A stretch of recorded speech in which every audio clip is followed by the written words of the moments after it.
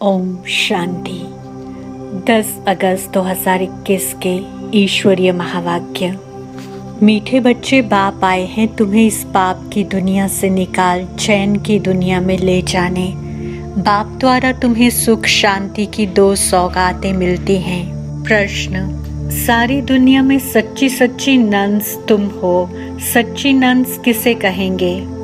उत्तर: सच्ची नंस वे जिनकी बुद्धि में एक की याद हो, अर्थात नन बट वन। वे अपने को भल नंस कहलाती हैं, लेकिन उनकी बुद्धि में सिर्फ एक क्राइस्ट की याद नहीं, क्राइस्ट को भी गॉड का बच्चा कहेंगे।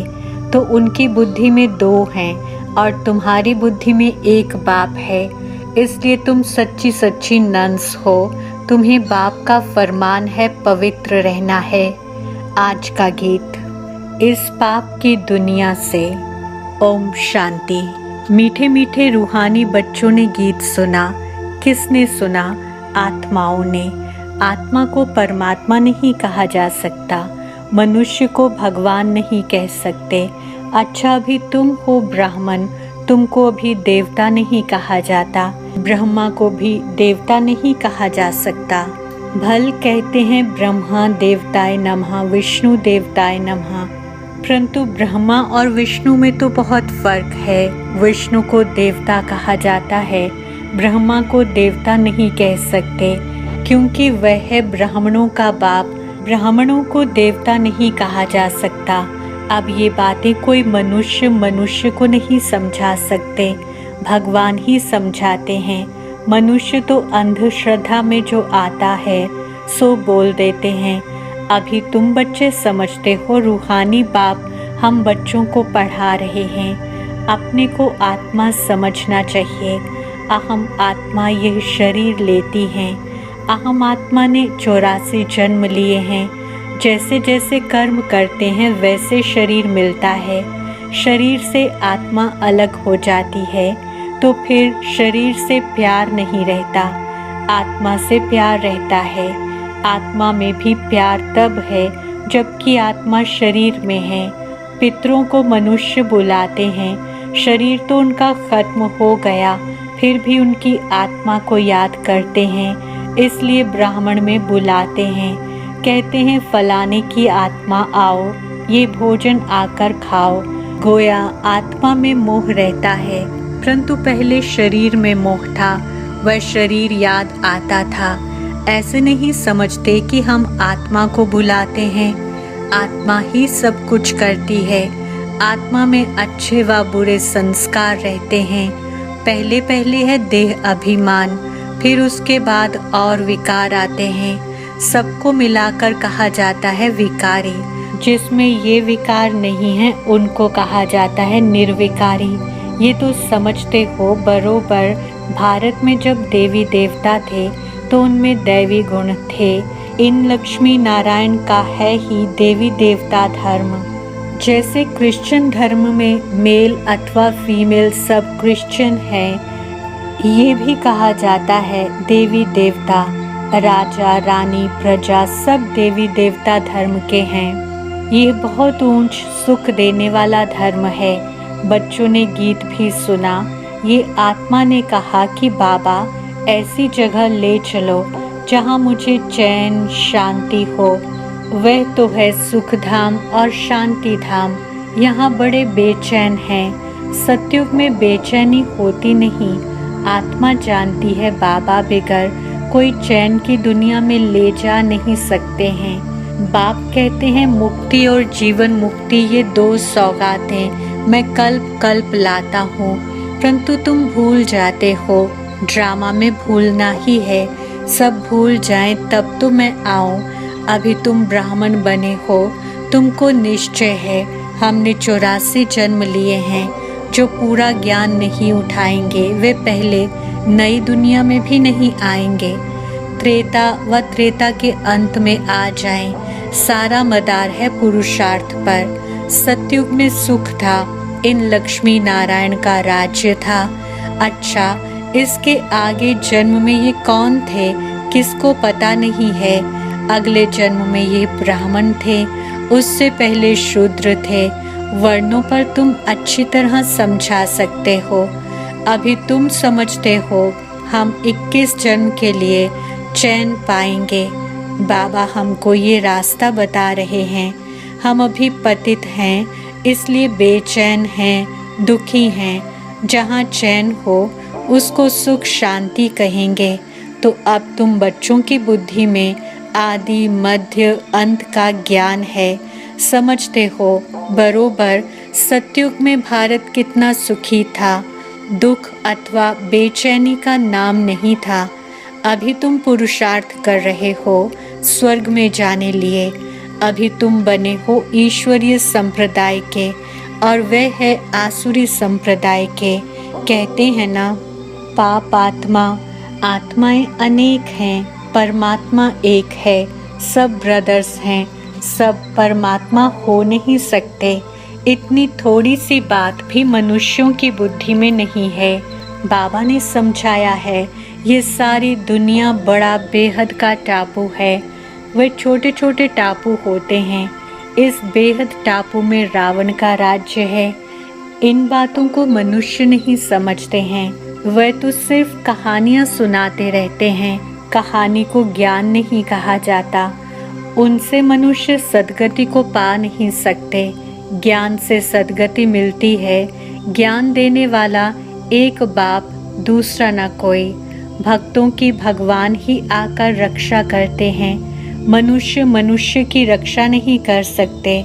श्री बाबा सभी बच्चों को वर्षा देते हैं। वह बाप भी है, शिक्षक भी है, सतगुरु भी है, वकील बैरिस्टर भी है, क्योंकि जमघटों की सजा से छुड़ाने वाला है। सतयुग में कोई भी जेल में नहीं जाएंगे। बाप सबको जेल से छुड़ाते हैं। बच्चों की सर्वश्रेष्ठ सब मनोकामनाएं पूरी होती हैं। रावण द्वारा अशुद्ध कामनाएं पूरी होती हैं। बाप द्वारा शुद्ध कामनाएं पूरी होती हैं। शुद्ध कामनाएं पूरी होने से तुम सदा सुखी बन जाते हो। अशुद्ध कामना है पतित विकारी बनना। पावन रहने वाले को ब्रह्मचारी कहा जाता है। तुमको भी पवित्र रहना है। पवित्र बन और पवित्र दुनिया का मालिक बनना है। पतित से पावन एक बाप ही बनाते हैं। साधु संत आदि तो विकार से पैदा होते हैं। देवताओं के लिए ऐसे थोड़े ही कहेंगे, वहाँ विकार होते ही नहीं। वह है ही पावन दुनिया। लक्ष्मी नारायण संपूर्ण निर्विकारी थे। भारत पवित्र था। ये अभी तुम समझते हो। सतयुग में प्योरिटी थी तो पीस प्रॉस्पेरिटी थी।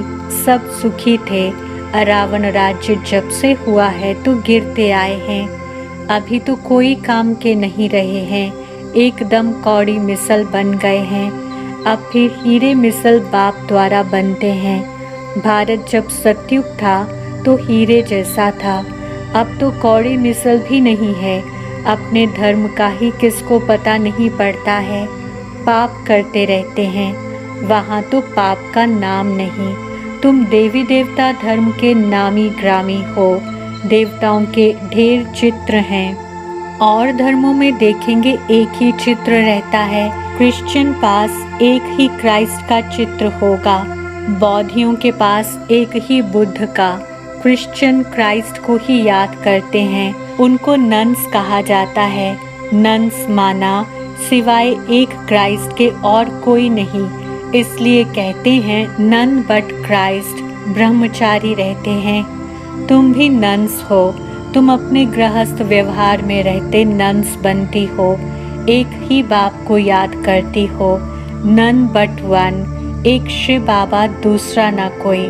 उन्हों की बुद्धि में फिर भी दो आ जाते हैं।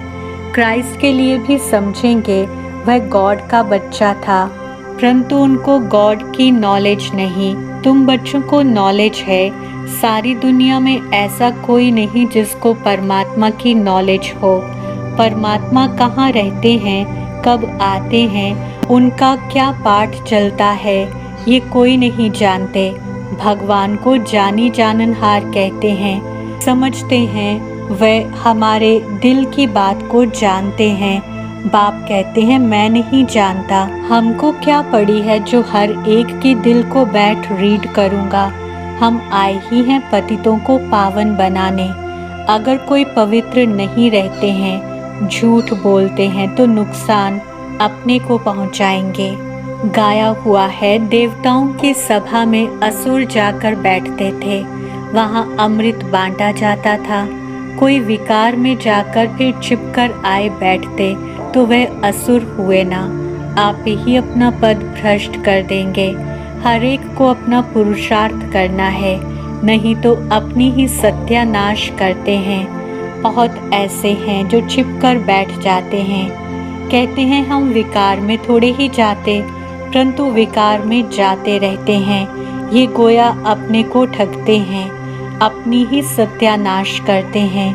परमपिता परमात्मा जिसका राइट हैंड धर्मराज है, उनके आगे झूठ बोलते हैं तो खुद ही दंड के भागी बन पड़ते हैं। बहुत सेंटर्स में भी ऐसे होते हैं। बाबा जब पहली बार दिल्ली में गया था तो रोज एक आता था और विकार में जाता रहता था। पूछा जाता था जबकि पवित्र नहीं रहते हो तो आते क्यों हो? कहता था आऊंगा नहीं तो निर्विकारी कैसे बनूंगा। पवित्रता अच्छी लगती है परंतु रह भी नहीं सकता हूँ, आखिरी तो सुधर जाऊंगा। नहीं आऊंगा तो बेड़ा गर्क हो जाएगा और कोई रास्ता ही नहीं है, इसलिए हमको यहाँ आना पड़ता है। बाप समझाते हैं तुम वायुमंडल खराब करते हो, कहाँ तक ऐसे आते रहेंगे। पावन जो बनते हैं उनको पतित से जैसे घृणा आती है। कहते हैं बाबा इनके हाथ का खाना भी अच्छा नहीं लगता। बाप ने युक्ति भी बताई है, खान पान की खिटपिट होती है, ऐसे तो नहीं नौकरी छोड़ देंगे, फिर युक्ति से चलाना होता है। कोई को समझाओ तो बिगड़ पड़ते हैं, पवित्र कैसे रहेंगे। ये तो कब सुना नहीं, सन्यासी भी रह नहीं सकते। जब घर बार छोड़ जाते हैं तब पवित्र रह सकते हैं, परंतु ये किसको पता नहीं कि यहाँ पतित पावन परमपिता परमात्मा पढ़ाते हैं। नहीं मानते इसलिए विरोध करते हैं। शिव बाबा ब्रह्मा तन में आते हैं, कोई शास्त्र दिखाओ। ये तो गीता में लिखा हुआ है, मैं साधारण बूढ़े तन में आता हूँ। वह अपने जन्मों को नहीं जानते, ये तो लिखा हुआ है। फिर तुम कैसे कहते हो कि परमात्मा कैसे मनुष्य तन में आएंगे? पतित तन में ही आकर रास्ता बताएंगे ना। आगे भी आए थे और कहा था मामेकम याद करो, वही परम धाम में रहते हैं और कहते हैं मामेकम याद करो। कृष्ण का शरीर तो मूल वतन में नहीं होगा जो कहे मामेकम याद करो। एक परमपिता परमात्मा ही साधारण तन में प्रवेश कर तुम बच्चों को कहते हैं मामेकम याद करो, तो इस योग अग्नि से तुम्हारे पाप कट जाएंगे। इसलिए ही मुझे पतित पावन कहते हैं। पतित पावन जरूर आत्माओं का होगा ना, पतित भी आत्मा ही बनती है। बाप कहते हैं तुम पवित्र आत्मा, 16 कला संपूर्ण थी, अभी 9 कला, बिल्कुल ही पतित बन गए हो। मैं कल्प कल्प आकर तुमको समझाता हूँ। तुम जो काम चिता पर बैठ पतित बन जाते हो, फिर ज्ञान चिता पर बिठाकर तुमको पावन बनाता हूँ। भारत में पवित्र प्रवृत्ति मार्ग था, अभी अपवित्र प्रवृत्ति मार्ग है, किसको भी चैन नहीं। अब बाप कहते हैं दोनों ज्ञान चिता पर बैठो। हर आत्मा को अपने अपने कर्मों अनुसार शरीर मिलता है। ऐसे नहीं कि दूसरे जन्म में वही पति पत्नी आपस में मिलेंगे, नहीं, इतनी रेस कर ना सके। ये तो पढ़ाई की बात है ना। अज्ञान काल में हो सकता है आपस में बहुत प्रेम है तो उनकी मनोकामनाएं पूरी हो सकती हैं, वह तो है पतित विकारी मार्ग। पति के पीछे पत्नी चिता पर बैठती है, दूसरे जन्म में जाकर उनसे मिलती है, परंतु दूसरे जन्म में उनको थोड़े ही मालूम पड़ेगा। तुम भी बाबा के साथ ज्ञान चिता पर चढ़ते हो। ये छीछी शरीर छोड़ चले जाएंगे। तुमको ये अभी मालूम है, उनको तो नहीं रहता कि हम आगे जन्म में ऐसे साथी थे। तुमको भी बाद में वहाँ ये बातें याद नहीं रहेंगी। अभी तुम्हारी बुद्धि में एम ऑब्जेक्ट है। मम्मा बाबा लक्ष्मी नारायण बनेंगे। विष्णु है देवता। प्रजापिता ब्रह्मा को देवता नहीं कह सकते। ब्रह्मा सो देवता बनते हैं, ब्रह्मा सो विष्णु, विष्णु सो ब्रह्मा कैसे बनते हैं, ये अभी तुमने समझ लिया है। अभी तुम जानते हो चैन सिर्फ स्वर्ग में ही होता है। कोई मरते हैं तो कहते हैं स्वर्ग गया, अर्थात चैन में गया। बेचैनी में पतित रहते हैं। बाप फिर भी कहते हैं अपने को आत्मा समझ बाप को याद करो तो विकर्म विनाश होंगे। बाकी है डिटेल में समझने की बातें। बाप नॉलेजफुल है तो तुमको भी अपने जैसा नॉलेजफुल बनाएंगे। बाप की याद से तुम सतो प्रधान बनेंगे। ये आत्माओं की रेस है। जो जास्ती याद करेंगे वे जल्दी बनेंगे। ये है योग और पढ़ाई की रेस। स्कूल में भी रेस होती है ना, ढेर स्टूडेंट्स होते हैं, उनमें से जो नंबर 1 निकलते हैं उनको स्कॉलरशिप मिलती है। एक ही पढ़ाई लाखों करोड़ों आत्माओं के लिए होती है, तो इतने स्कूल भी होंगे ना। अब तुमको ये पढ़ाई पढ़नी है। सबको रास्ता बताओ, अंधों की लाठी बनो, घर घर में पैगाम पहुंचाना है। अच्छा, मीठे मीठे सिखलते बच्चों प्रति माता पिता बाप दादा का याद, प्यार और गुड मॉर्निंग। रूहानी बाप की रूहानी बच्चों को नमस्ते। हम रूहानी बच्चों की रूहानी बाप दादा को याद, प्यार, गुड मॉर्निंग, नमस्ते और शुक्रिया। धारणा के लिए मुख्य सार। पहला पॉइंट, अब अशुद्ध कामनाओं का त्याग कर शुद्ध कामनाएं रखनी है। सबसे शुद्ध कामना है पवित्र बनकर पवित्र दुनिया का मालिक बने। कोई भी भूल को छिपाकर अपने आप को ठगना नहीं है। धर्मराज बाप से सदा सच्चा रहना है। दूसरी पॉइंट, ज्ञान चिता पर बैठ इस पढ़ाई में रेस कर भविष्य नई दुनिया में ऊंच पद पाना है। योग अग्नि से विकर्मों के खाते को दग्ध करना है।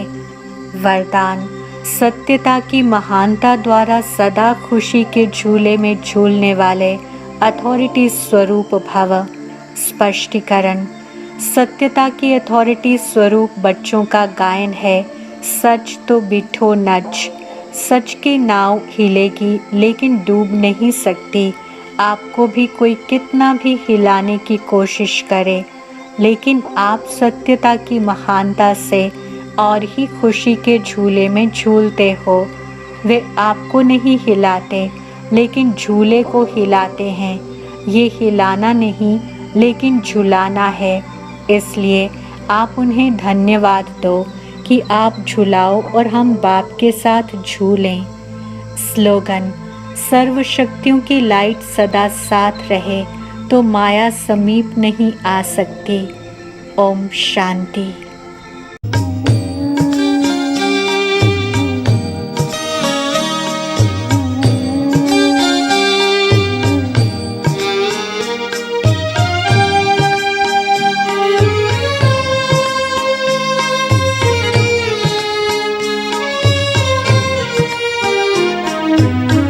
अभी तो बाहों में झुलाते हो, पलकों पे अपने बिठाते हो, ज्ञान रत्न से सजाते हो, मीठे मीठे बोल सुनाते हो।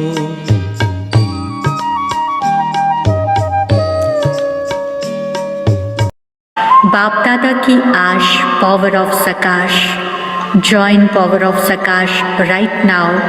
हमारा व्हाट्सएप नंबर है 8770659619। नंबर पुनः नोट कीजिए 8770659619। याद रहे यह नंबर केवल मैसेजेस के लिए है। यदि अभी तक आपने इस चैनल को सब्सक्राइब नहीं किया है तो पावर ऑफ सकाश मधुबन के इस चैनल को जल्दी से सब्सक्राइब कर लें और बेल आइकन को भी ज़रूर प्रेस करें ताकि जो भी महारथियों के द्वारा वेबिनार्स, योग भट्ठी या अन्य प्रोग्राम्स हो रहे हैं आप उनका लाभ घर बैठे उठा सकें।